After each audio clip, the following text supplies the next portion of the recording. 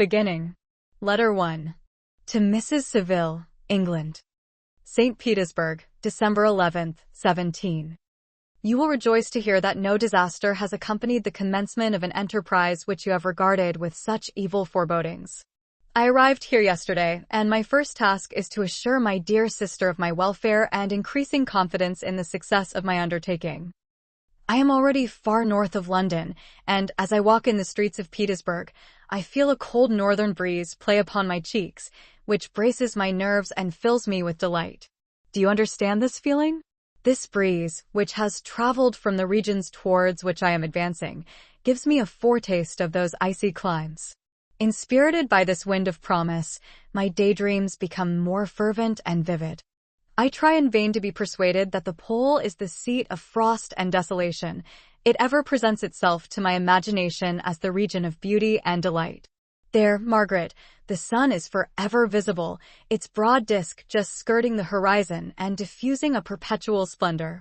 There, for with your leave, my sister, I will put some trust in preceding navigators.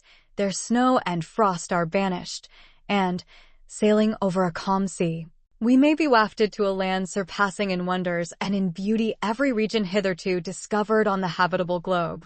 Its productions and features may be without example, as the phenomena of the heavenly bodies undoubtedly are in those undiscovered solitudes.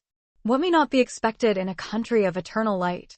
I may there discover the wondrous power which attracts the needle and may regulate 1,000 celestial observations that require only this voyage to render their seeming eccentricities consistent forever. I shall satiate my ardent curiosity with the sight of a part of the world never before visited, and may tread a land never before imprinted by the foot of man. These are my enticements, and they are sufficient to conquer all fear of danger or death and to induce me to commence this laborious voyage with the joy a child feels when he embarks in a little boat, with his holiday mates, on an expedition of discovery up his native river. But supposing all these conjectures to be false, you cannot contest the inestimable benefit which I shall confer on all mankind, to the last generation, by discovering a passage near the pole to those countries, to reach which at present so many months are requisite, or by ascertaining the secret of the magnet, which, if at all possible, can only be effected by an undertaking such as mine. These reflections have dispelled the agitation with which I began my letter, and I feel my heart glow with an enthusiasm which elevates me to heaven, for nothing contributes so much to tranquilize the mind as a steady purpose, a point on which the soul may fix its intellectual eye. This expedition has been the favorite dream of my early years. I have read with ardor the accounts of the various voyages which have been made in the prospect of arriving at the North Pacific Ocean through the seas which surround the pole.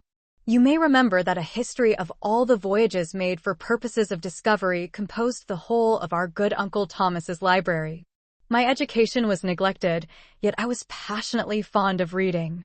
These volumes were my study day and night, and my familiarity with them increased that regret which I had felt, as a child, on learning that my father's dying injunction had forbidden my uncle to allow me to embark in a seafaring life.